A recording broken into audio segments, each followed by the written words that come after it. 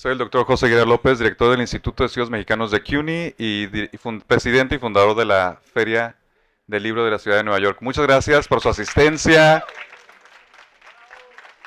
Sé que puede ser un poco incómodo la cuestión de acomodarnos, pero créanme que es un buen problema de tener que los libros, las autoras, los autores, les autores estén aquí con standing room only. Nos da mucho gusto y eso nos da también a nosotros la pauta para decir necesitamos un espacio más grande para la próxima. Entonces, y ustedes se encargan de que lo llenemos también. Muchas gracias. Y para no quitar tiempo, le paso la palabra a Eugenia Sicabo. Muchas gracias, bienvenidos, bienvenidas, bienvenides. Hoy nos juntamos para hablar de Latinoamérica como espacio de resistencias. Cuando acordamos el tema de la mesa dije, espacio de resistencias, ¿por dónde vamos a empezar? ¿No? Resistencias políticas, económicas, de género, tantas a las violencias, bueno, tantas cuestiones. Estamos con Claudia Piñeiro, escritora, dramaturga argentina, autora de Elena Sabe, Las viudas de los jueves, Un comunista en calzoncillos, Betty Boo, Catedrales, tantas cosas has escrito Claudia. Con Gabriela Wiener, autora peruana, radicada en España hace ya muchos años, autora de sexografías, de Huaco Retrato, de Nueve Lunas, además es performer, no sé si seguías haciendo el Qué locura haberme enamorado yo de ti, ha muerto. Bueno, pero si lo pueden ver en internet es algo muy maravilloso que ha hecho Gaby en algún momento. Estamos también con Carlos Manuel Álvarez de Cuba, que es el fundador de la revista El Estornudo, autor de Los Caídos, de Falsa Guerra, ganó el premio de crónica de Anagrama por Los Intrusos, un libro sobre el acuartelamiento de San Isidro, una protesta civil en La Habana en 2020, y con Rita Indiana, que es escritora, compositora, cantante de República Dominicana, multi-performer, autora de Papi, de Nombres y Animales. Papi tiene una excelente adaptación al cine que se va a pasar prontamente. Vi que se puede disfrutar en alguna pantalla grande de Nueva York. Autora también de Hecho en Saturno y actualmente dirige la maestría de escritura creativa en NYU. Bienvenidos, bienvenidas, bienvenides. Bueno, toda literatura es una literatura situada. Todos escriben desde un punto de vista y Latinoamérica es un territorio con mucha heterogeneidad y al mismo tiempo con algunos puntos en contacto. Entonces, quienes están sentadas aquí fueron traducidas a distintos idiomas y quería preguntarles si alguno de los aspectos localistas de sus literaturas, al haber sido leídos por otros públicos, despertaron en ustedes otro punto de vista desde eso que habían ya escrito, publicado y circulado. ¿Quién quiere tomar la palabra? Rompa el hielo. Todo suyo. Ella como soy amiga, entonces se aprovecha. Te han dicho de No. la feria, la traducción de la feria tienes que contar. No, bueno, yo el otro día en la charla anterior algo había comentado, que sí cuando sos traducida, bueno, porque quizás acá hay otra gente, pero comentaba que, por ejemplo, una traductora holandesa me había preguntado, entre otras cosas, había una novela donde aparecía cementerios privados y me preguntó si los cementerios privados eran una empresa, porque si ella me dijo así, si en mi país el Estado se deja se desentiende de los muertos y lo deja en manos privadas, sería un escándalo, así que debe ser alguna otra cosa. Entonces eso a mí me hizo reflexionar sobre la situación de que en algún momento en nuestros países, supongo que en algún otro latinoamericano pasará lo mismo, no alcanzan los cementerios y entran las empresas privadas, como también pasa en Estados Unidos, a administrar la muerte, y que para algunas sociedades eso es algo extraño y que no debería ser. ¿Y por qué no me resultó extraño a mí? Porque me debería haber resultado extraño cuando pasó, ¿no? Y como eso aparecen muchas cosas. Por ejemplo, también una de mis novelas, que para mí es la única que es policial, que es Betty Boo, hay una organización criminal y no está absolutamente claro al final, porque a mí no me gustan los finales donde se dice, bueno, tal es el asesino, digamos, ¿no? Aunque sea una novela policial. Pero está claro que hay una gran red de responsabilidades y que el policía uno de los policías que está en es uno de los grandes responsables, como también sucede en muchos países latinoamericanos, que las fuerzas policiales están muchas veces metidos en algún tipo de delito.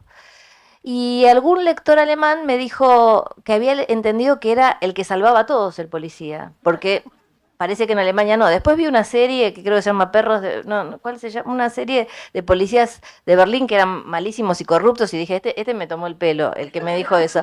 Pero a lo mejor para muchos alemanes hay como un respeto por ciertas instituciones que en Latinoamérica, después de las dictaduras por las que pasamos, dictaduras en las cuales estaban involucradas organizaciones criminales de la policía, de los militares, etcétera, nos cuesta crear policías verosímiles. Aparece un policía en una novela y vas a pensar que no es el que va a salvar, sino que probablemente el que tiene que ver con alguna de las matufias, pero en otros países se lee de otra forma. Supongo que tu pregunta apelaba a algo así, ¿no es cierto?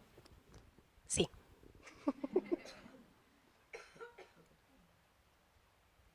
Estamos como los estudiantes allá en la maestría. Señores, que vamos a discutir este tema. Estamos igualitos a los estudiantes. Bueno, rompamos el hielo. Valientes, gracias.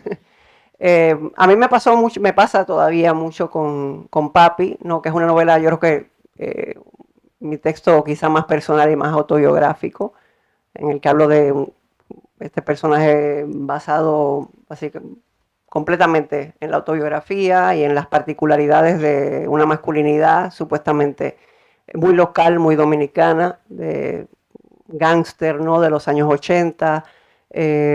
Y me pasa mucho que yo creo que es el texto con el que más se relacionan las mujeres.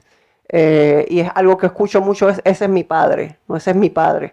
Entonces hay como, he ido acumulando con los años una especie de banco digamos, de anécdotas de Papi, que no son del mío, que son de otras, ¿no? Me acuerdo una amiga gitana en España que me dice, ese es mi papá, ¿y sabes lo que hizo? Él dijo que iba a morir con un ojo abierto y lo encontraron con un amante, se murió en la cama con el amante y lo encontraron con un ojo abierto. Entonces son una serie de anécdotas, ¿no? Que van de la ciencia ficción al realismo mágico en la realidad de los lectores de Latinoamérica entera y de Europa también, a donde se ha traducido, ¿no? O sea, y para mí el hallazgo ha sido, digamos, lo genérica de esas masculinidades, ¿no? De ese performance de esa masculinidad que yo construí quizá de forma, pensando que era muy sofisticada y muy particular y muy local y muy dominicana o muy caribeña, pero que es un lenguaje bastante homogéneo.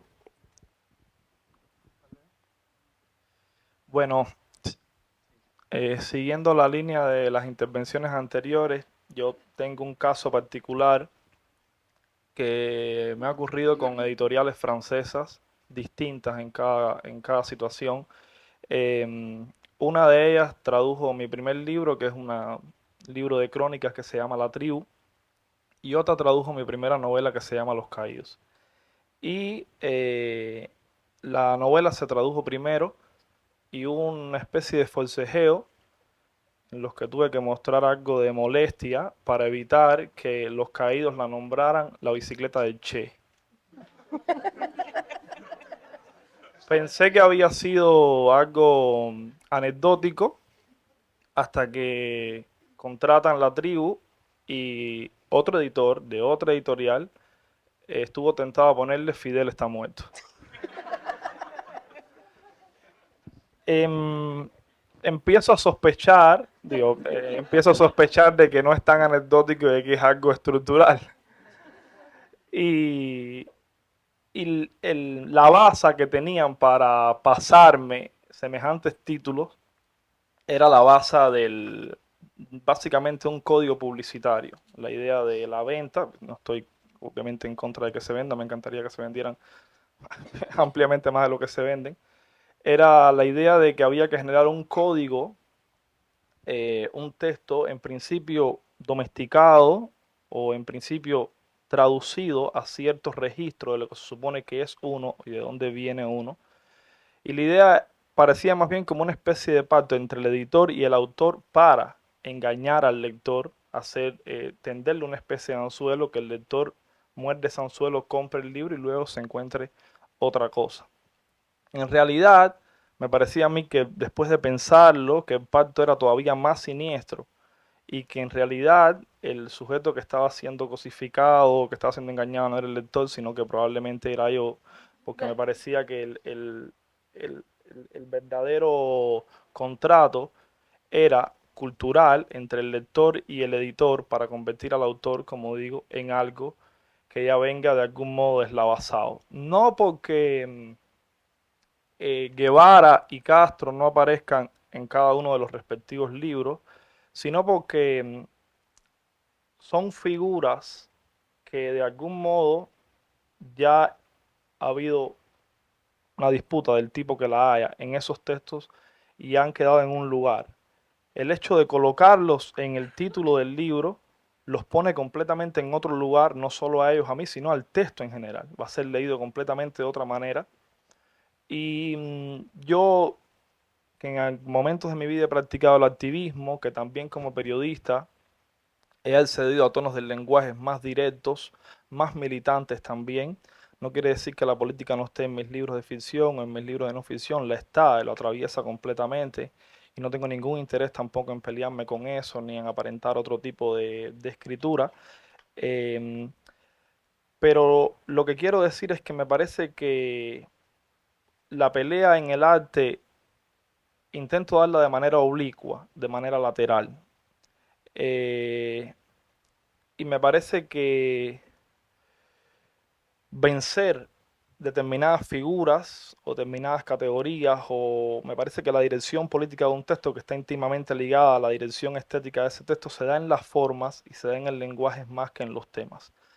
Entonces, ahí venía en principio, digo, esto es un tema mucho más amplio y un tema que en momentos se ha vuelto una suerte de obsesión para mí, pero viene la disputa con este tipo de el, privilegios, si se puede decir de alguna manera, o de, o de prebendas, que son las traducciones, que es la publicación, etcétera, pero hay que naturalmente tener en cuenta con qué costo, con qué precio, bueno, cuáles son los contratos que se hacen, por qué una cultura como la mía necesitaría ser traducida hacia determinados lugares de, digamos, que son epicentros culturales de qué, en fin, todas esas nociones que me parece que hoy están más que desbaratadas, pero que siguen funcionando como una especie de avatar del, del vínculo entre la institución cultural y la institución del mercado, ¿no? Entonces, eso creo que es una anécdota que en mi caso ejemplifica más o menos cómo enfrentar estas escaramuzas. A mí también me ha pasado con el título, ¿sabes? Obviamente con Guaco Retrato, es que en plan, claro, primero como desconcierto, ¿no? De parte de las editoriales, ¿no? Porque, bueno, tú estabas preguntando un poco por recepción, pero puede ser las traductoras o pueden ser las propias editoriales, porque a mí de plano me pasó con la editorial española, ya inmediatamente me dijeron que nadie iba a entender ese nombre, ¿no? Que igual era Hueco Retrato, le iban a pedir así como Hueco Retrato, y que eso no se iba a vender y que era imposible. Entonces para mí era claudicar de mala manera, escribir un libro anticolonial presuntamente y que la editorial española me cambiara el título. Y estaba súper contemplado además como ya otra posibilidad, que era, ojalá hubiera tenido alguien a quien culpar. Y encima se me había ocurrido a mí ese horrible título. O sea que me hubiera culpado a mí si salía esto. Finalmente gané, pero solo gané allí con la española y de verdad, o sea, como que ha vendido varias ediciones, entonces no fue el tema del Guaco que iba a ser tan disuasorio, ¿no? Y luego en todos los otros países donde me han traducido, sí que le han cambiado el nombre, ¿no? Entonces, por ejemplo, en Italia se llama Sangue Misto, que a mí me suena a sándwich mixto, ¿no? Como sí, o sea, me da ganas de comerme mi libro caliente de merienda, ¿no? Pero es que es sangre mixta, ¿no? Pero es como un término antiguo, ¿no? Como que no llega a ser la mestiza, ¿no? Sino es un término que se usaba, es anacrónico, digamos, pero bueno, no suena tan mal, ¿no? Eh, Luego aquí Undiscovered, que es aquí en Estados Unidos me encanta, preciosa. Hola, editor. No, en serio, me gusta mucho, tiene este rollo así como Indiana Jones, ¿sabes? ya saben, mi personaje, el patriarca arqueólogo saqueador, pues, no sé, en el libro se burla uno bastante de él como una especie de explorador a lo Indiana Jones. Y también tenía esta cosa como de, ¿no? De algo que no se ha descubierto del todo o que no se va a poder descubrir. Bueno, como que me pareció un poco inquietante, ¿no? Pero luego la gente como, sí es verdad que lo del huaco es como lo primero que me preguntan, ¿qué es un huaco? Pues no, o sea, como si no estuviera Google ya para ver qué es un huaco retrato, o incluso con todo lo del tema del huaco erótico, que podría ser un aliciente para ir a mirar más. La parte de todo este tema de la descolonización del deseo, creo que es ahí donde ha habido más como feedback. ¿No? Cuando en el libro se habla, ¿no? de las follablancas o los follablancos, ¿no? O los follaindios o las follaindias, hay como, no sé, cada vez que he leído estas partes en público, hay como un golpe, ¿no? De repente como una autoidentificación inmediata, ¿no? O sea, como la gente se reconoce en eso, ¿no? Que es como una especie de taller que ocurre en el libro de rehabilitación un poco para gente que está como una especie de alcohólicos anónimos de gente que solamente puede follar con blancos, con personas blancas o personas blancas, ¿no? En general. Entonces van allí a desintoxicarse junto a gente como ellos, ¿no? O sea, gente marrón, gente negra, ¿no? Entonces la idea es finalmente juntar nuestras tetas negras, en fin, como que ese va a ser el momento de fusión y de descolonización total, ¿no? Pero bueno, igual queda la intriga si realmente después de un polvo acabas descolonizado. Pero a la gente esto le engancha, ¿no? Eso le engancha. Ayuda siempre. Así. Todos fuimos a googlear, no hay ningún problema, nos enteramos de que existían esos retratos y ahora los vemos en los museos, como en el que, claro, ya no lo olvidas. En la mesa de apertura, en donde participó Gaby Wiener con Gabriela Cabezón Cámara, que está acá en primera fila, Gabriela había dicho que hay una prosa central y que nunca es la nuestra. Y yo me quedé pensando en la circulación de estas prosas hasta el momento periféricas, pero que son la gran literatura escrita en español, y qué les parecía de la actualidad de esa circulación, si España sigue teniendo este lugar histórico decisional a partir del cual si se llega a España nos leemos entre nosotros, entre los países, y eso se modificó en el último tiempo con las nuevas editoriales, cómo vieron el cambio de su propia literatura en materia de circulación. Chan, chan. Dale. La peor posición me tocó. Bueno, yo lo veo en general que cambió. Lo que pasa es que si vos decís en cuanto a tus literaturas, no, porque justamente yo estoy editada por una editorial que tiene su casa matriz, no sé cómo se llama, en España. Entonces, ese recorrido lo siguen haciendo mis libros, que se editan en Argentina, España convalida y otros países latinoamericanos también lo leen, pero durante muchísimo tiempo yo, para leer a uruguayos, que son autores que están cruzando el río a una hora de donde vivimos nosotros, tenías que ir a Uruguay a comprar los libros, porque no había posibilidad de comprar autores que te nombraban en algún lado, que escuchabas, que valía la pena leer, si no cruzabas.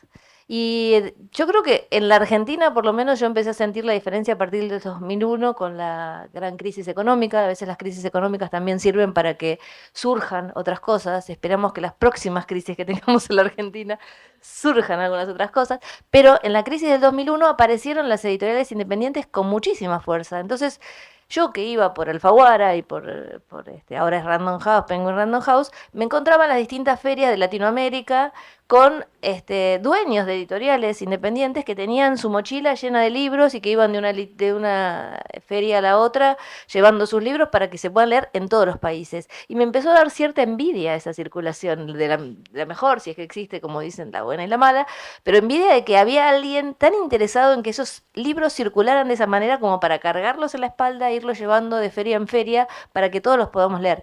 Y yo siento que fue a partir del 2001 justamente con el desarrollo de las editoriales independientes, que más o menos, creo que, no sé, pero en los otros países más o menos fue para esa época también que empezó el auge de las editoriales independientes, que empezamos a tener mucha más relación entre los distintos países, ¿no?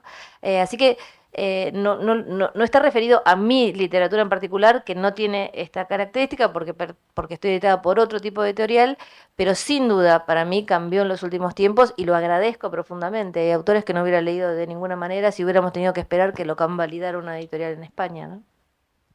Yo siento que, bueno, creo que casi la mayoría de autores que ya tenemos un tiempo publicando, vamos como saltando de un sitio a otro, ¿no? A mí me ha pasado mucho de la multinacional a la independiente, o sea, como de vuelta, ¿no? De la independiente a la multinacional y así, ¿no? Un poco va como tu época en que quieres sacrificarte por las editoriales independientes, ¿no? Por las librerías y eh, etcétera, ¿no? Y y la temporada en que, bueno, necesito comer, ¿no? Necesito como pagar unas cuantas deudas, ¿no?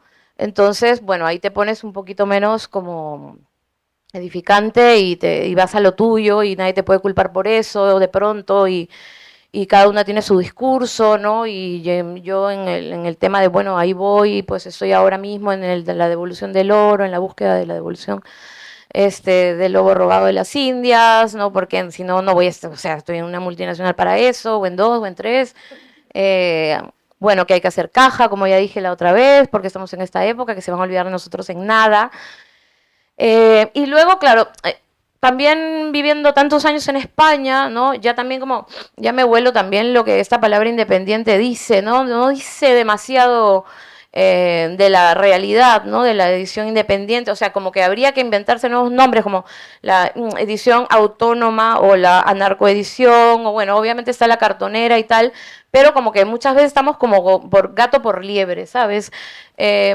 Más allá de yo haber tenido mis experiencias un poco lamentables con editores independientes tipo, no sé, Malpaso, ¿no? O sea, directamente como Narco o algo así, que desapareció y tal.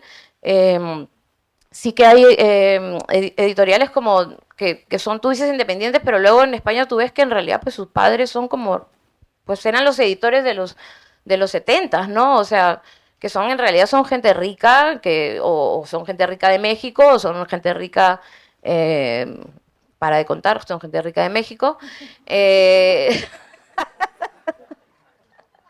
Y ya está, ¿no? Entonces, a mí lo que más me preocupa, y de hecho estamos como ahí, aquí también he visto que hay así movida de alianzas con editoriales independientes, y allá también, bueno, tal vez sea como microeditoriales de las que estoy hablando, ¿no? En torno a la conversación acerca del extractivismo y el saqueo editorial, ¿no? Es decir, hay mucha práctica y mira que lo hacen gente amiga y preciosa y con la mejor intención de salir, de que su editorial se vuelva famosa, ¿no? Pero el tema es que, claro, leen el Mercurio, leen La Nación, ¿no? Y ven, ah, mira, Gabriel está triunfando, de puta madre, ya la voy a fichar, ¿no? Una editorial española. Y luego les pagan pues los $1000 que te pagan en Latinoamérica casi igual, ¿no? O por ahí, ¿no? Y entonces ya se borró, ¿no? La figura de la editorial independiente local, ¿no? Entonces no es que allí pues haya, ¿no? O sea, esa editorial no llega, no cruza España y creo que ahora mismo hay como una preocupación por dar ese salto de varias editoriales independientes, están como un pie adentro, un pie afuera, hay una distribuidora, ¿no? Creo que se llama Big Sur, que va a... Esto ya es chisme, ¿no? El chisme editorial, literario, pero como que va a cruzar el charco. Bueno, como casi toda Argentina se va a ir. Y entonces Big Sur, claro, sería una alternativa para que dentro, no sé si me entienden, dentro, ¿no? Del mundo de las distribuidoras que son españolas, ¿no? Que cobran un montonón de plata, ¿no? Haya como esta que ya conoces cómo te explota ahí, ¿sabes? Entonces no es nuevo, o sea, te dejas nomás, ¿no? En cambio, si te lo hacen en español, como que te duele más, ¿no? Entonces, esas editoriales pequeñas, micros y tal, que quieren empezar a trabajar en España y articularse, también están contra primero contra lo típico que es este tema de editoriales independientes de España que van y sacan nomás y publican lo que está siendo tendencia en Latinoamérica. Y también pensar juntas qué es esto de las distribuidoras, ¿no? O sea, qué está pasando, ¿no? Porque por lo menos las editoriales me dicen que son las distribuidoras las que se llevan todo el dinero del libro, casi todo el dinero del libro. Entonces, como, pues habría que analizar. Tienen Instagram, ya conocemos a una, Big Sur, ¿no? Como Big Sur, incluso creo que el dueño de Big Sur es como súper aliado, ¿no? Entonces, como que nos puede contar cómo es esa movida de lo que están haciendo los camiones y todo eso para, ¿sabes? Que las escritoras ganen 10, que la tal, las trabajadoras del libro 1, y así, ¿no? O sea, ¿qué estaba pasando? Necesitamos como esas voces también que aparezcan un poco y que nos cuenten la movida. Entonces, no sé, tenemos ideas locas entre esas amigas, como hacer un foro, ¿no? Ya lo hemos hablado, no diré nombres, pero están en esta mesa.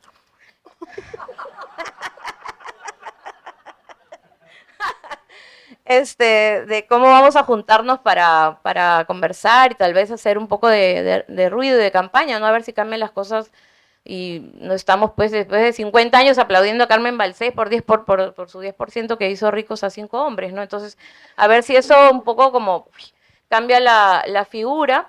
Entonces, por ejemplo, ¿qué te parece, no? Como 10 editoriales como las que se han aliado acá, habíamos pensado ya en España, aliadas y decirles a la Feria del Libro de Madrid o la Feria del Libro de Madrid, ¿nos podrías dar un stand gratis el próximo año para todas las editoriales latinoamericanas, microeditoriales, gratis? ¿Por qué? Por reparación, memoria histórica. Vamos.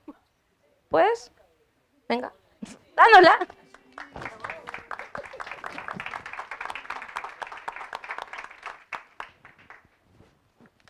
Bueno, en mi caso yo tuve hoy lo veo como una suerte de empezar a publicar en una editorial como Sexto Piso, que supongo que sus dimensiones son un tanto raras, porque sigue siendo una editorial independiente, digamos, no pertenece a una empresa, a un conglomerado, a un consorcio, eh, pero tenía determinada presencia o una presencia importante tanto en México como en España, que digamos son países eh, grandes y rectores de algún modo del mercado literario, la institución literaria en español, si es que podemos hablar en esos términos.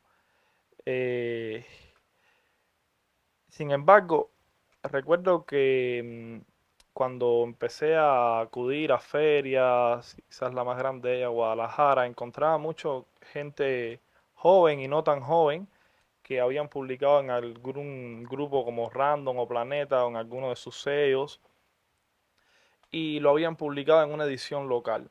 Y acudían a las ferias con el deseo y el fervor de hacer un poco la corte al editor que llegaba desde España para ver si con un poco de suerte lograban publicarlos allí, ¿no?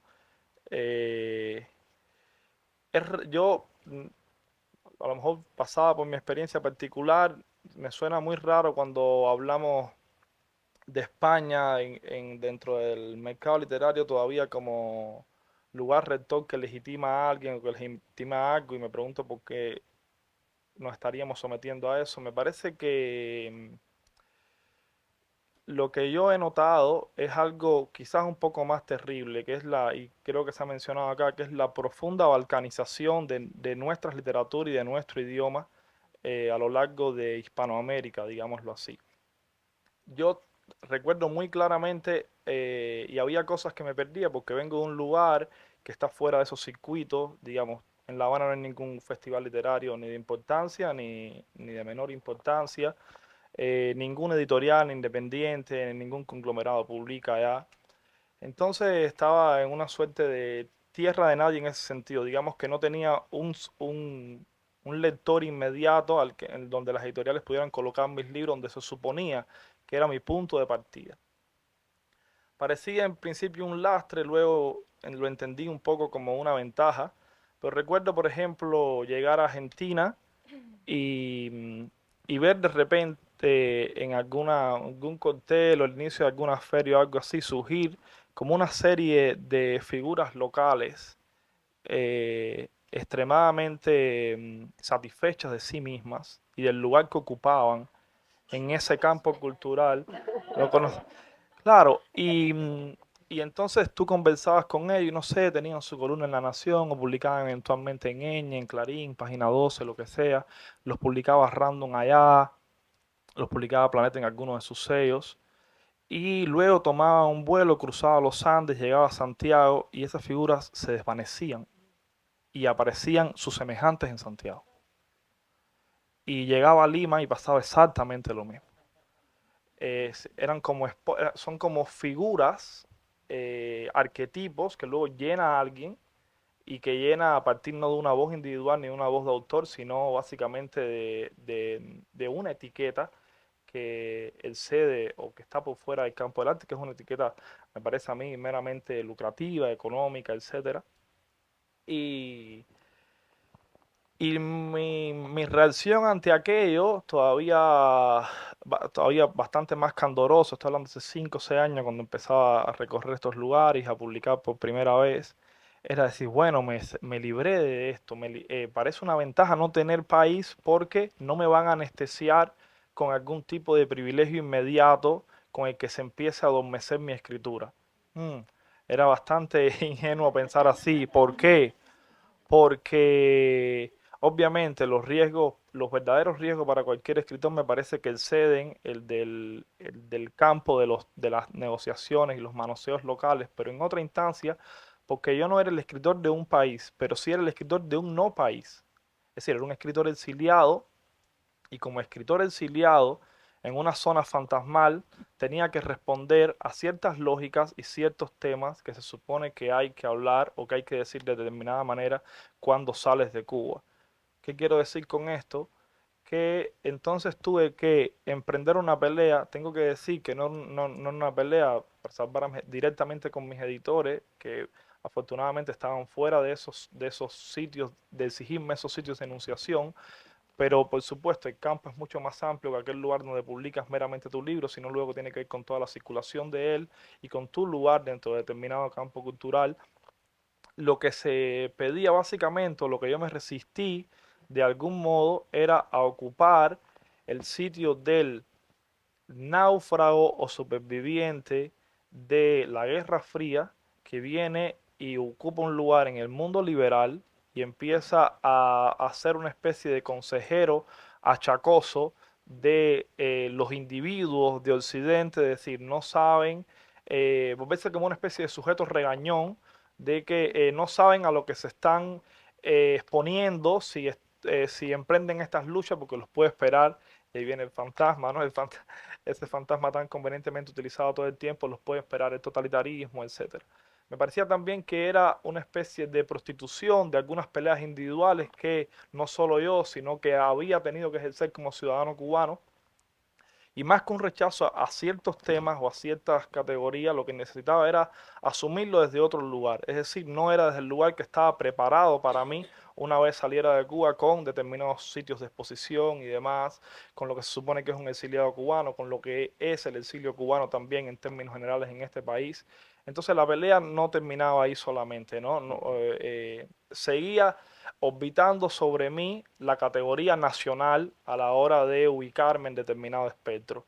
Y me parece que lo hablaba recién con un amigo escritor colombiano, que es casi el único con el que suelo hablar estas cosas, que me parecía que quizás habría que ir escribiendo, y me parece que los mejores autores de la lengua hoy lo hacen de esa manera, algunos quizás más intuitivos, otros de manera más consciente, como si viviéramos un estado latinoamericano, como si viviéramos un lugar federativo, un lugar donde ya estuvieran creadas las condiciones estructurales para que la lengua sacudiera y se transmitieran entre cada uno de estos territorios de manera directa, sin tener que pasar por todos los peajes que tienen que ver con otra índole, ¿no? Y me parece que una de las cosas que pasa todo el tiempo es cómo estas escrituras locales, muy situadas en identidades cerradas también, terminan siendo como muy capitalizadas por el mercado y pasamos de largo hacia ella y nos convertimos un poco en sujetos acríticos porque justamente estamos recibiendo algunas prebendas de ahí, ¿no? Me parece que el juego pasaría quizás por imaginar otro sitio de circulación de nuestras escrituras, lo que probablemente abre una entrada a la imaginación y a propuestas que romperían completamente esas cláusulas más estrechas, ¿no? Me parece. Yo creo que está pasando de alguna forma eso de forma orgánica con muchas de las editoriales independientes.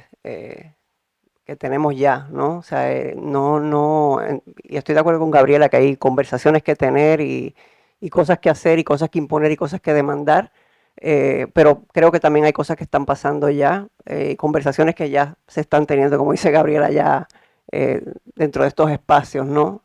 Y acciones que hay que tomar. Yo creo que el mundo de las editoriales independientes en Latinoamérica es el mundo en donde ocurre el experimento. Actualmente es el lugar donde ocurren las cosas interesantes.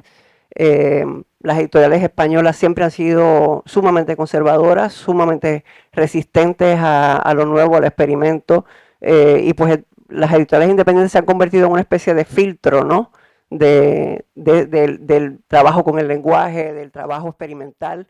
Y como dice Gabriela, pues van a lo seguro, ¿no? Esto ya salió en el New York Times o salió en esto con una editorial que apostó por esto y vamos a ello, ¿no? Cuando llegó Alfaguara a República Dominicana fue como una especie era como en la España boba, ¿no? Llegó el rescate con el vino y el aceite del Nuevo Mundo. Se abrió esa oficina de Alfaguara en Santo Domingo y pues era como cuando llegó el primer Burger King, ¿no? La fila, todo el mundo lambiendo a la editora. Y cada vez que esa mujer le invitaba a alguien a comer, pues eso era como que una cosa así, como que ungiendo a alguien, ¿no? Que iba a ser publicado finalmente en un país donde no hay una industria editorial casi nula, ¿no? Un poco como Cuba, pero en manos de gente que pone su dinero para publicar 2 o 3 libros, ¿no? Y cuando llega esta editorial, creo que la única la única editorial así multinacional que tiene una oficina en República Dominicana, empezó a publicar gente también y bueno, todos teníamos la ilusión de que estos nombres iban a llegar, ¿no? A los grandes mercados, pero eran ediciones locales, como si eran ediciones que se quedaban en las librerías de República Dominicana, o sea que íbamos a consumir igual más caras que las ediciones que hacían la gente que hacían las pequeñas ediciones independientes. Y yo tuve la oportunidad, ¿no? de publicar en un momento con ese editorial y fue cuando Julián Rodríguez Marcos, el editor de Periférica, con quien me he quedado publicando, aparece y tomo la decisión de no publicar con Alfaguara en ese momento. La literatura se resiste al cambio y se resiste al experimento, la narrativa sobre todo siempre. Y pienso que pues definitivamente hace falta un esfuerzo de parte de nosotros, los que hacemos esta labor, los que tenemos este oficio, los que comemos o intentamos comer de este oficio por transformar la difusión del mismo, ¿no? No quedarnos en la conversación de si España o no España, o Latinoamérica o la editorial independiente. ¿Qué vamos a hacer? Es acción, es resistir ese mercado que por lo menos a mí no me mantiene y creo que a nadie en esta mesa todavía vive solamente de regalías. O sea, creo que de los artistas somos los peor pagados y pues hay trabajo que hacer. Ustedes suelen poner en palabras realidades que en general quedan por fuera de la representación. Y Carlos Manuel decía esto de los textos domesticados, ¿no? O de cierta exotización. Y al mismo tiempo pensabas en Latinoamérica como una patria grande, en donde podemos pensarnos como escritores de ese espacio. Identifican, más allá de las temáticas que a veces son las más recurrentes, ¿no? Las violencias de distinto tipo, institucionales, de género, la pobreza, las diferencias de clase, digo, cosas que hermanan lamentablemente a nuestras naciones. ¿Identifican estéticas novedosas, arriesgadas, que sí están teniendo un espacio y que puedan conversar en este territorio común? Sí, yo creo que sí. Hay muchos, hay muchos autores, no solo en editoriales independientes, naturalmente, que me interesan muchísimo y que creo que está en juego esa apuesta que pasa por fuera, como decía, por fuera de ciertos temas, por fuera de, me parece que hay como determinados tópicos, no sé, me parece que para la clase media reservada cierto tedio, cierta bulia, una mirada como más contemplativa, para las clases bajas entonces son la violencia, el narco. Tengo México muy presente porque viví 5 años ahí y esto ocurre de manera drástica. Me parece que hay ciertos temas también que parecen estar condicionados de un modo muy reaccionario al final para ubicarlos en ciertas clases o para que padezcan cierto tipo de personajes, ¿no?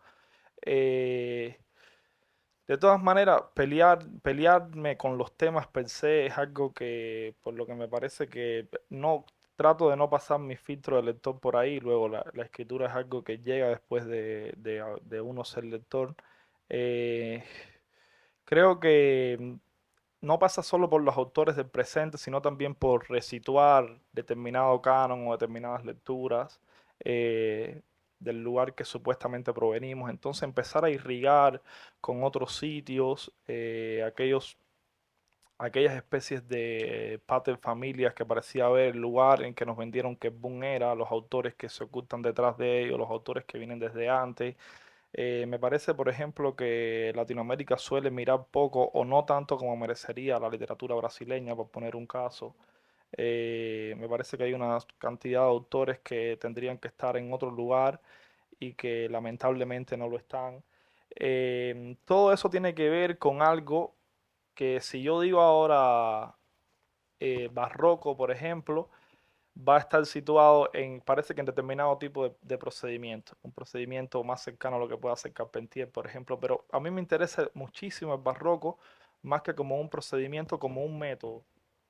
Y aquí estoy recurriendo a otro autor importante para mí, que es Severo Sarduy, y que es el método del lenguaje como injerto, de entender el castellano como una lengua que de algún modo proviene o llega con el conquistador y cómo nosotros nos apropiamos de esa lengua, la sistematizamos desde otro lugar y básicamente desde un sitio que empieza a desarticular como los centros de enunciación formales de cierta tradición, además, por supuesto, blanca, masculina, etcétera, el lenguaje empieza a dinamitarse y agarra por cauces que uno no preveía. Pero eso pasa, ya te digo, con algunos que podemos ubicar dentro de estas corrientes más o menos evidentes, pero en autores también como muy laterales. Y cuando yo me pongo a mirar no solo narradores, sino los poetas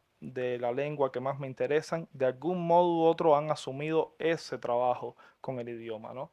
Un trabajo de desautomatización y donde la lengua muchas veces, el castellano parece una lengua que o bien es la primera vez que se usa o bien la última vez que se fuera a usar. Hay como un sentido del idioma que no parece venir de ninguna parte. A mí me interesa articular las lecturas o pretender como autor encontrar nociones así, ¿no? Y me parece que ahora, por supuesto que lo hay mucho en editoriales independientes. Periférica, por ejemplo, donde está Rita, me parece que es una editorial que tiene varios autores latinoamericanos, incluyéndola a ella, que apuestan por esto que digo, donde uno puede encontrarse este tipo de estética. Yo voy a disentir, pero no disentir, o sea, estoy de acuerdo No, con está mucho bien. de lo que decís, pero así hacemos un poco. Pero a mí me parece que le ponemos demasiado peso a cuál es la editorial que publica y no al autor. Y lo importante es el autor, o la autora, en este caso, ¿no? Y hay un texto de Barthes, que no me acuerdo exactamente el título, pero es algo que es una pregunta que tiene la palabra vanguardia y que él lo habla con respecto al teatro, pero que es aplicable a esto, que es, en cuanto nace una vanguardia, al minuto deja de ser una vanguardia porque lo toma alguna editorial más importante. Entonces, a mí me parece que una de las voces más extrañas que tenemos en cuanto a la prosa y demás en la Argentina es Gaby Cabezón, que está sentada acá, y ella tiene libros publicados por Eterna Cadencia, que es una editorial relativamente independiente, porque es independiente, pero es más bien grande, y ella ahora publica con Penguin Random House, que está dentro del sistema. Y Gabriela no escribe distinto, porque escribe para Penguin Random House o cuando escribió para Eterna Cadencia, porque la autora escribe de una manera absolutamente disruptiva, absolutamente impactante en el mejor sentido de su prosa, y si tiene que dar un discurso, o yo he estado con ella, por ejemplo, en presentaciones de libro, escribe de la misma manera. Y porque pasó a Penguin Random House, no dejó de escribir así.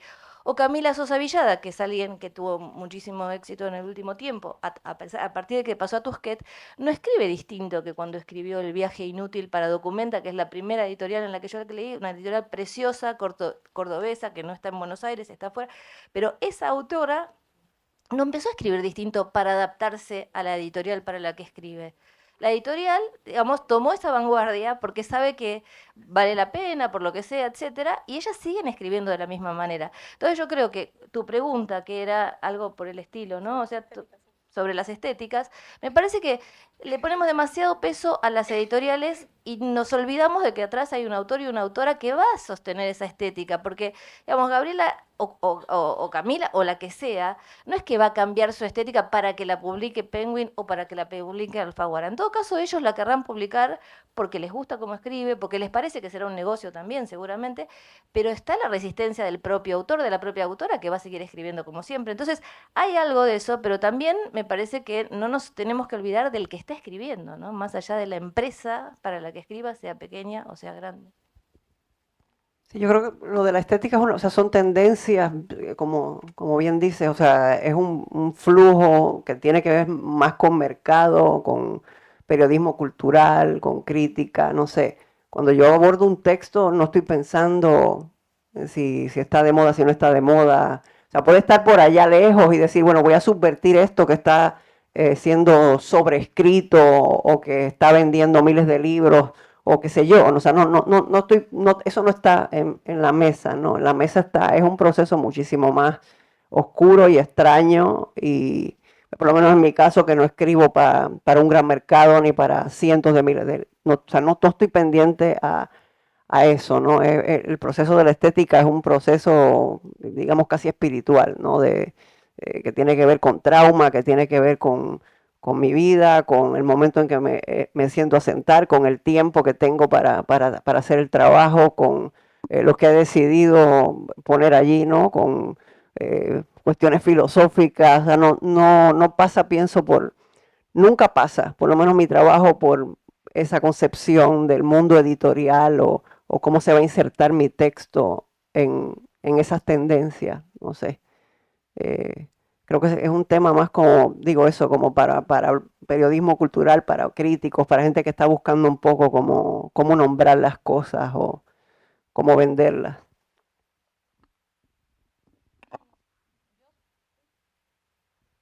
Hola. Bueno, siento esto, bueno, es que lo vengo sintiendo desde hace muchísimos años, ¿no? Como estos discursos, digamos, que de alguna manera me hacen sentir excluida siempre, siempre.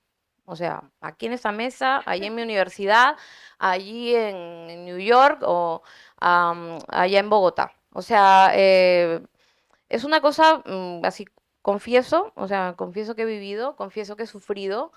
Este, es una visión personal, pero creo que no solo hablo por mí, que muchas compartimos esta mirada, ¿no? ¿Qué culpa tiene Gabriela que de pronto las lesbianas ahora estemos de moda? ¿Qué culpa tiene? O sea, y hablo de Gabriela yo. O sea,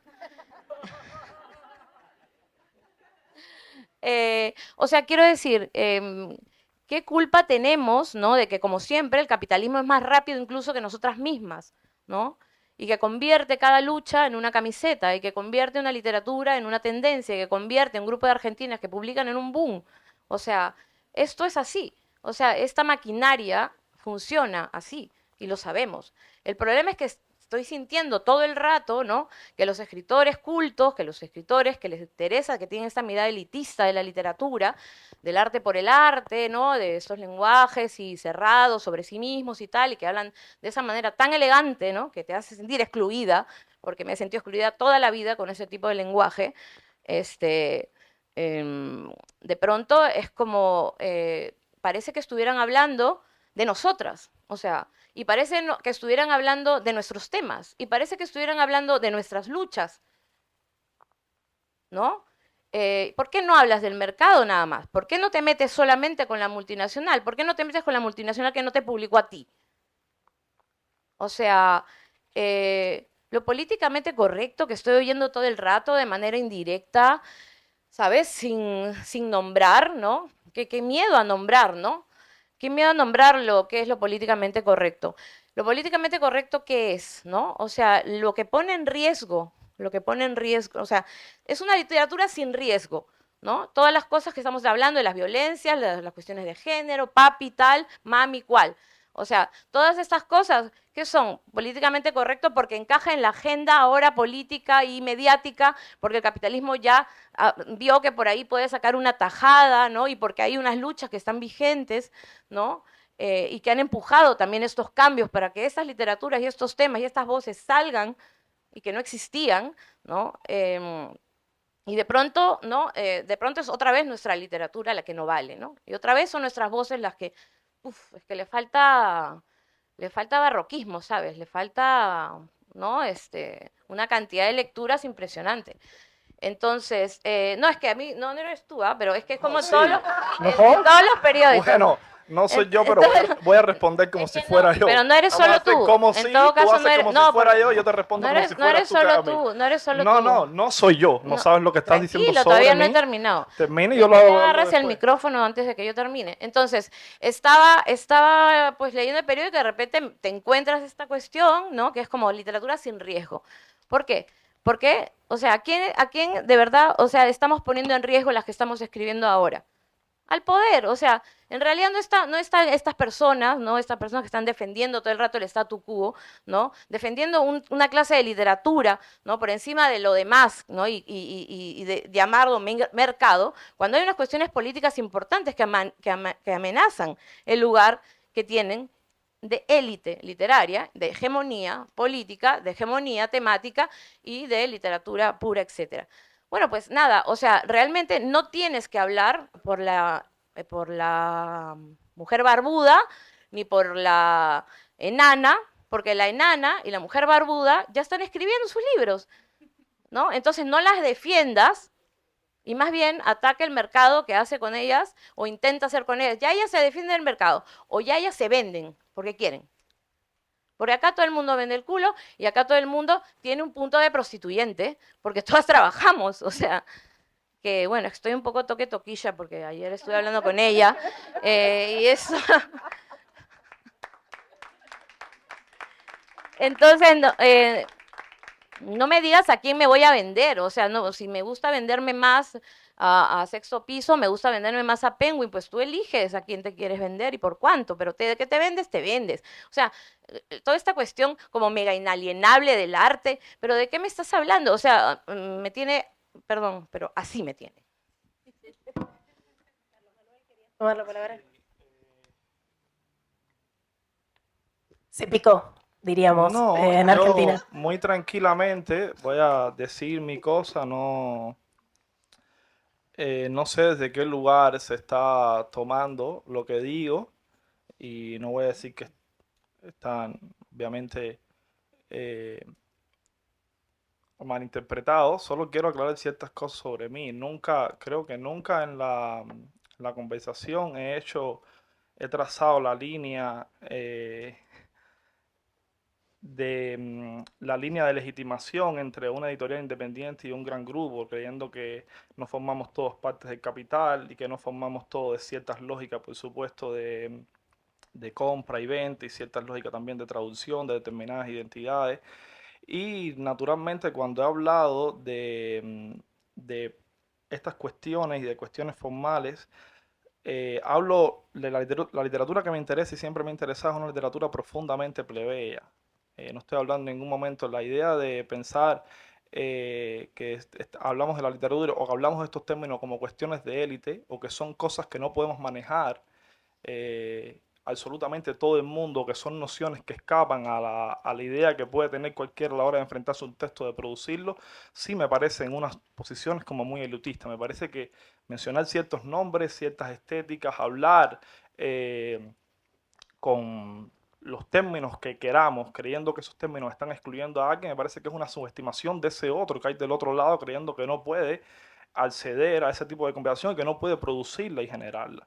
Entonces, desde ahí es un poco desde donde estoy hablando. Y lo que me interesa hablar, naturalmente, es la literatura no solo como una cuestión que se decide en el presente, sino como una cuestión que tiene constantemente también que ver con los muertos, como una cuestión que tiene que ver también con aquellos textos que inevitablemente están configurando, sea por resistencia, por oposición, por asimilación, aquello que estamos escribiendo y aquello que estamos relatando. Y eso no tiene absolutamente nada que ver con ciertos temas que estén de moda. Lo que estoy tratando de decir naturalmente es que independientemente de ciertas modas y demás, me parece que no tendría eso que suponer anular o sea, porque solo estés tocando un tema que el capitalismo haya rentabilizado, es algo que te va a sacar de circulación para la legitimación del arte. O sea, me parece que son términos bastante caricaturescos con lo que uno ha tratado de decir o ha tratado de pensar, y también, por supuesto, poniendo desde un lugar exclusivo, excluyente, como determinadas peleas en las que también me ubico, que también reivindico y que también, desde mi lugar, sudaca, emigrante, sin país, sin retorno, también represento, también peleo y también asumo. Eh, Ahora bien, entiendo también que aquellas lógicas históricas, culturales y políticas que a mí particularmente me han convertido en víctima de algo, no significa que no entienda el lugar de la víctima, yo particularmente, como un lugar de enunciación que también pongo en disputa. Eso pasa en mi escritura, como un lugar de denunciación que también discuto y como un lugar de denunciación del que no me interesa regodearme. ¿Por qué? Porque en mi caso particular, y sigo hablando por mí, es el lugar de enunciación donde te premian a partir de determinado padecimiento, donde te entregan piedad que además es inmarcesible, inabarcable, porque la piedad necesita todo el tiempo padecimiento para seguir entregándose, para regodearse en sí misma, naturalmente se convierte también en un lugar de enunciación de cierto poder. Y obviamente necesito ejercer ese poder en permanente discusión con aquellos en los que me ubican el capital, donde me ubica la empresa, donde me ubican las instituciones culturales, porque creo que hay pelea. Creo que yo no asumo el capitalismo, no asumo la empresa como algo que está dado, como algo que me voy a prostituir y como de manera pasiva. No, asumo que esa prostitución, que es muy legítima, tiene maneras de pensarse para volverse una resistencia más efectiva y para no ser una prostitución absolutamente pasiva, ni ser una prostitución solo dada, donde yo entrego, cobro y me quedo feliz, pleno con ese lugar. No, creo que estas formas de prostitución, estas formas de intercambio, donde los lugares amo o esclavos se difuminan, son lugares que hay que pensar naturalmente, y si se está abierta esa discusión, yo feliz. Si vuelvo, estamos plenamente satisfechos con nuestras identidades, con el lugar del que hablamos, queremos que ocupamos un sitio que lo capitalizamos y que a partir de ahí está todo dado, parece bien, no es mi sitio, no, y lo sé porque he sentido la sombra de esa categoría cayendo también sobre mí.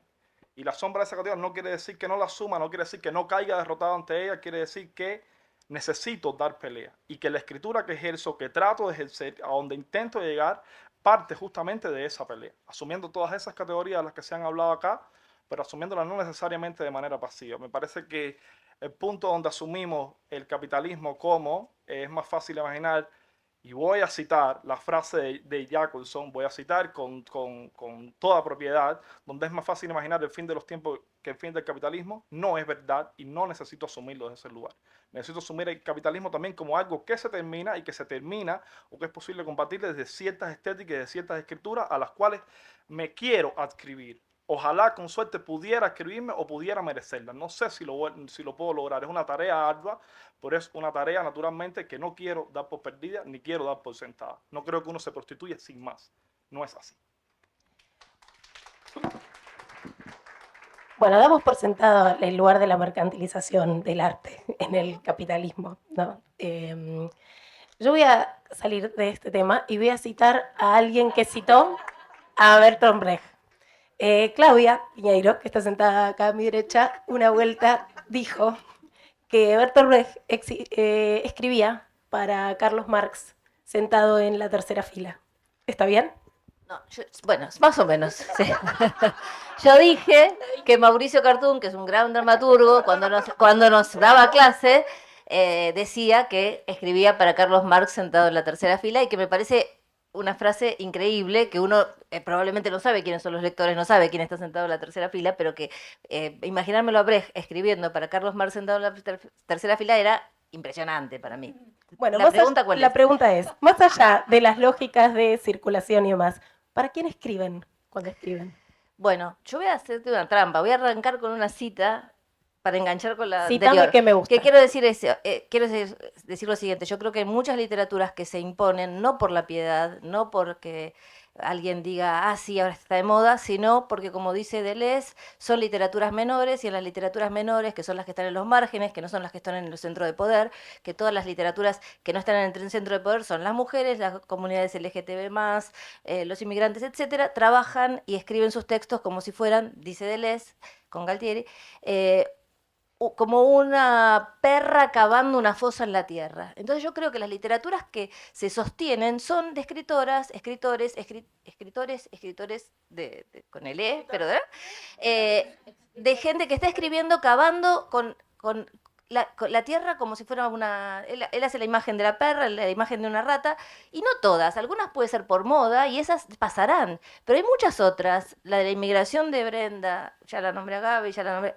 puedo nombrar un montón de autoras que hoy ganan premios y más, no porque sean moda, no porque está de moda y entonces hay piedad sobre determinadas escrituras, sino porque esas escritoras escriben de una manera que se merecen esos premios. Y en ese sentido quiero venir a lo que dijo Gaby también, ¿no? Porque si no parece que solamente hay una literatura, que es la que en otros momentos decían otros autores que merecían los premios y que era la buena literatura.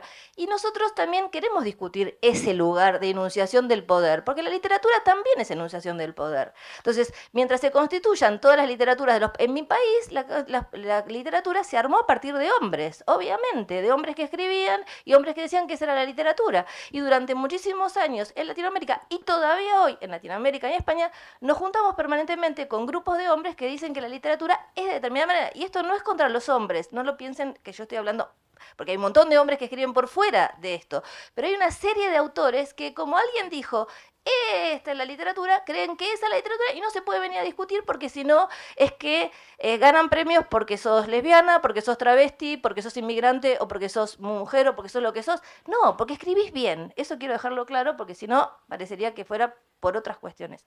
¿Cómo era la pregunta?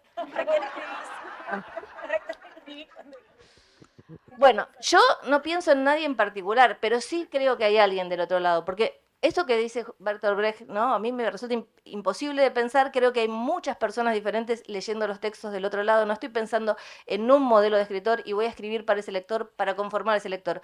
Pero sí creo que hay alguien del otro lado, y a mí me interesa ese proceso ese aspecto de la literatura que también tiene que ver con comunicar a través de las palabras, a través de los usos poéticos, de la prosa, de los personajes, etcétera, una historia, contar una historia, hablar con el otro que está en algún lado, no sé quién es. Entonces, si bien yo no puedo identificar para quién escribo, sí escribo para alguien que creo que va a recoger esa botella que tiene un rollito de papel y la va a leer. Y en ese sentido también algo que me preocupa bastante es la conformación de los lectores, en países como el mío y como probablemente muchos de Latinoamérica, donde cada vez es más, o se ve con mucha asiduidad, por lo menos en Argentina, que los pibes salen del colegio primario y del secundario a veces sin poder hacer todas las operaciones de lectura necesarias para poder después disfrutar de la literatura. Entonces uno se pregunta, si hay pibes que salen del colegio sin poder leer de corrido, sin poder levantarse y agarrar un libro y leerlo de corrido, y se agotan en la lectura porque no tienen el entrenamiento, porque no se los dio el colegio, bueno, hay un montón de lectores que van a quedar fuera de lo que estamos escribiendo, ¿no?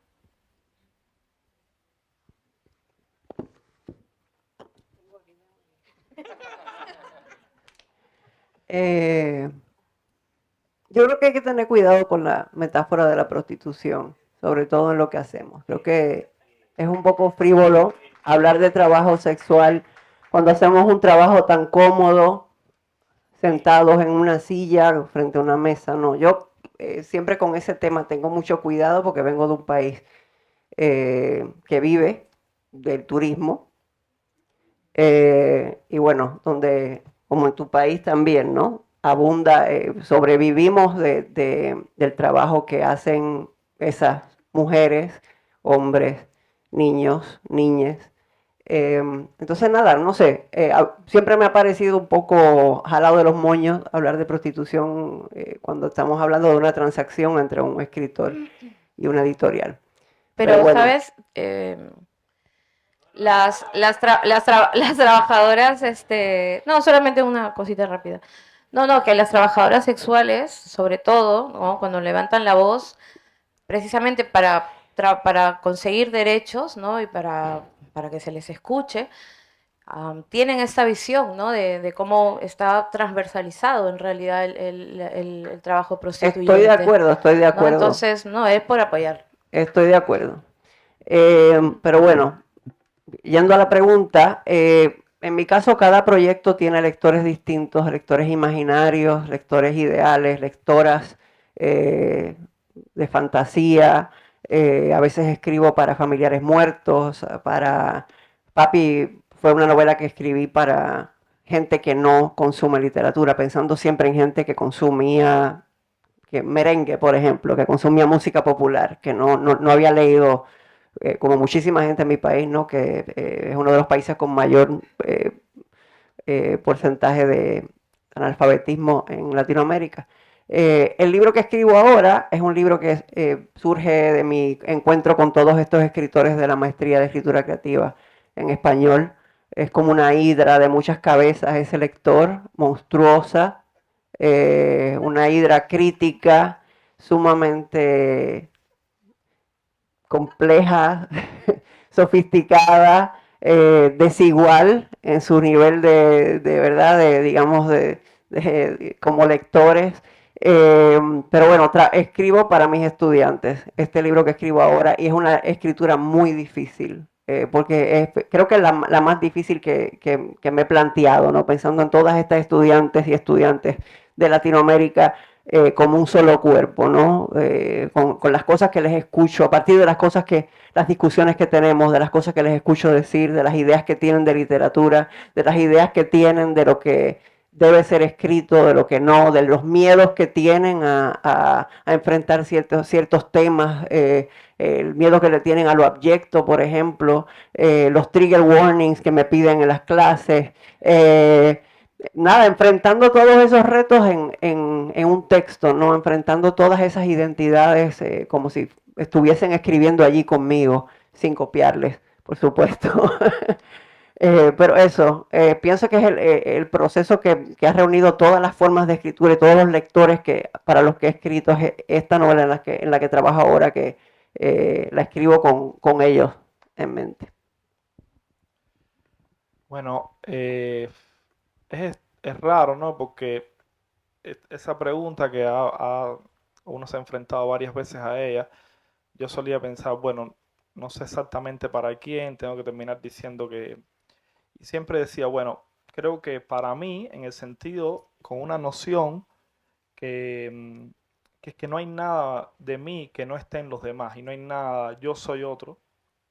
Y básicamente la mayor garantía que yo podía tener de los demás también es saber que absolutamente nada nos separaba, ¿no? Entonces las nociones que podía tener son nociones siempre muy engañosas a la hora de figurar el otro, porque si yo empiezo a imaginar para quién estoy escribiendo, pensaba, o para quién de alguna manera estaba suponiendo ya, sobre todo, ¿por qué? Porque yo no suelo dar talleres, no doy clases, no tengo como por ejemplo puede ser el caso de Rita, no tengo como una referencia directa de un lector del otro lado o de alguien que también se esté enfrentando al deseo de escribir. Sin embargo, el último libro que escribí, que es un libro de no ficción que se llama Los Intrusos, que cuenta una protesta política que hubo en noviembre de 2020 en La Habana por un grupo llamado Movimiento San Isidro, que es un grupo de arte marginalizado, conformado básicamente por artistas negros, pobres, mujeres, gays, que son los que de algún modo han logrado superar desde un lugar propositivo el relato ya decrépito convertido en régimen de la Revolución Cubana y superarlo por la izquierda, para decirlo rápido. Yo tuve la fortuna de participar, porque algunos de ellos eran colegas, de participar en esa protesta. El libro es, de alguna manera, el recuento, la crónica de ese episodio. Y todavía hoy, algunos de los participantes de esa protesta están presos, otros, el resto, estamos exiliados, más o menos definitivamente por lo pronto parece. Y fue un libro escrito muy claramente para los amigos que están, para el momento en el que salgan los amigos que están presos. Y para los colegas que como yo están exiliados. Fue un libro que naturalmente eso no excluye que con fortuna pueda tener otros lectores y más o menos los ha tenido. Pero era un libro que claramente estaba escribiendo y se estaba escribiendo rápido, contrario a la idea de que la contingencia es algo que afecta la mirada de los hechos, porque supone que hay que tener cierta distancia. Era un libro que quería que cargara con la dislocación, el fervor y la confusión de haber participado en tal cosa, del saldo emocional que deja y del saldo físico que deja, y que estaba escrito justamente para aquellos colegas que habían participado en esa gesta, ¿no? Entonces supongo que es algo que evidentemente puede variar de texto en texto, seguramente.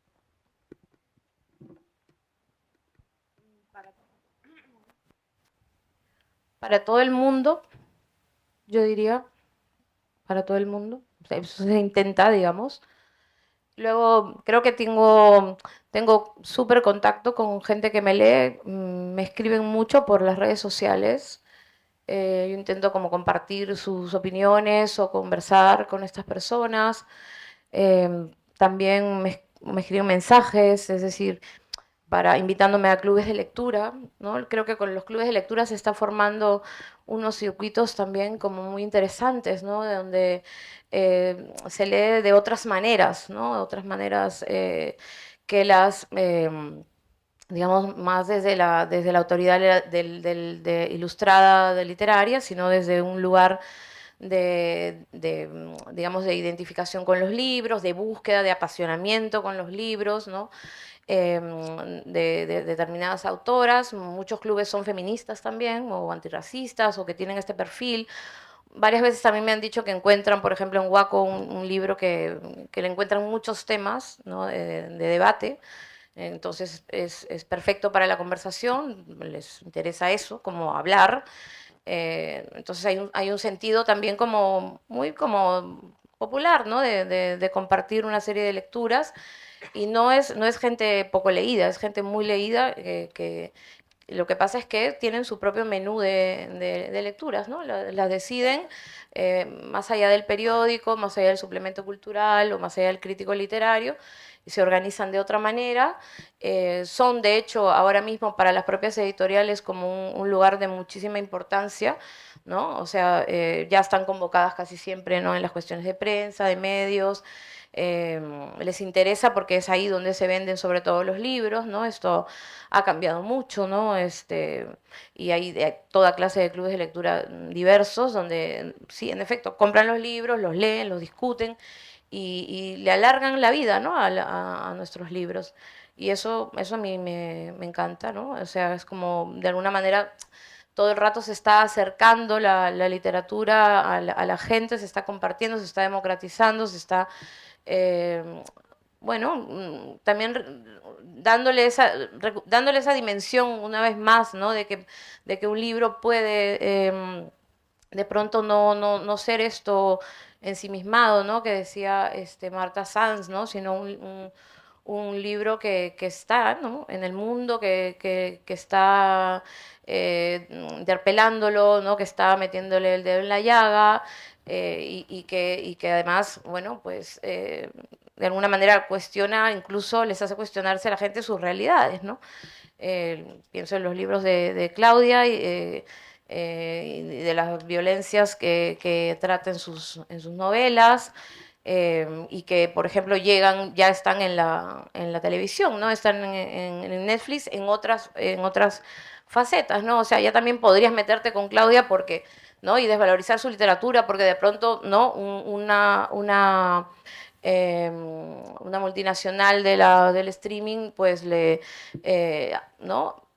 Porque, no sé, o sea, de pronto, o sea, tiene interés, tiene una aplicación, ¿no? En una visión más mediática, audiovisual, etcétera. O sea, eres, ¿no? Es guionista también, o sea, estás muy metida en ese mundo, ¿no? Y es otra razón por la que podrían decirte no, ¿no? O sea, entonces, tus libros. De hecho, creo que la no ficción, o sea, a mí como cronista, todo el rato me están diciendo, bueno, entonces, ¿qué pasó con la crónica? ¿No? ¿Ya murió? ¿No? ¿Qué tal? ¿No? Y digo, no, o sea, la crónica ahora mismo ya no existe etiqueta negra y probablemente ya, pues acaba de salir la última antología ya solo de cronistas mujeres, en fin, lo que faltaba. Pero la crónica en realidad está en todas partes, o sea, está en los podcasts que se hacen, o sea, está en Radio Ambulante, está en las series de Netflix, hay mejores y peores, pero subsiste, ¿no? Subsiste esta gran no ficción. Muchas de las cronistas de mis tiempos están dedicándose a hacer guiones, ¿no? O sus libros son adquiridos los derechos y eso representa una mejora en sus vidas. Que debemos celebrar, ¿no? Entonces, no sé, de pronto, ¿no? Tus escrituras, ¿no? Aparecen en otros circuitos, ¿no? Y van simplemente extendiéndose, ¿no? Son como literatura extendida. Bueno, ya vamos llegando hacia el final y es el cierre. Esta mesa es el cierre de este festival, de esta feria del libro que ha durado 4 días con un montón de actividades maravillosas y un público genial. A propósito de la antología de mujeres que acaba de citar Gabriela, yo quería despedirme con un poema de una poeta argentina que se llamó Susana Tenon, que se llama justamente La Antología y que me parece que lo van a disfrutar. Dice así: Tú eres la gran poetisa Susana, etcétera. Mucho gusto. Me llamo Petrona Smith Jones, soy profesora adjunta de la Universidad de Poughkeepsie, que queda un poquispí al sur de Vancouver. Y estoy en la Argentina becada por la Putifar Commission para hacer una antología de escritoras en vías de desarrollo, desarrolladas, también menopáusicas. Aunque es cosa sabida que sea como fuere, todas las que escribirán en Argentina ya pertenecen a la generación del 60, incluso las que están en la guardería e inclusísimamente las que están en el geriátrico. Pero lo que importa profundamente de tu poesía y alrededores es esa profesión, ¿cómo se dice? Profusión de íconos e índices. ¿Tú qué opinas del ícono? ¿Lo usan todas las mujeres o es también cosa del machismo? Porque tú sabes que en realidad lo que a mí me interesa es que no solo escriban, sino que sean feministas, y si es posible alcohólicas, y si es posible anoréxicas, y si es posible violadas, y si es posible lesbianas, y si es posible muy, muy desdichadas. Es una antología democrática, pero por favor no me traigas ni sanas ni independientes. Muchas gracias.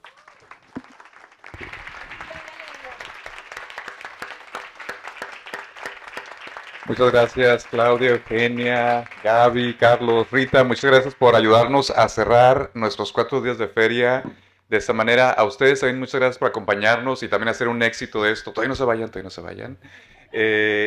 Vamos a pedirles a ustedes que se queden aquí poquito para tomar una foto, pero no quisiera que cerremos la noche sin agradecer a quienes nos abren las puertas aquí en el KJCC, Jordana, Dylan, Laura y se me fue el nombre de... Es nueva, por eso se me fue. Pero bueno, también de ella. Marina. Muchas gracias de veras y gracias a ustedes también por su paciencia. Sabemos que a veces es incómodo salir, entrar y todo, pero queremos que todos estén, que todos participen. Tenemos algo preparado también, pero me gustaría agradecer también, sobre todo, a todo el equipo del Instituto de Estudios Mexicanos, que todos tenemos 1000 cosas que hacer y desde hace meses dejamos ciertas labores para dedicarle a la feria, a los voluntarios, a las voluntarias que están aquí desde la mañana, abriendo, poniendo los libros, las mesas, las sillas. Gracias por todo lo que hacen, de veras. Y a Deyanira, muchísimas gracias por la visión que Les adelanto, ahora es nuestra Assistant Director, subdirectora de Academic and Student Services del Mexican Studies Institute y directora de la Feria Internacional del Libro de la Ciudad de Nueva York. Muchas gracias, Deyanira.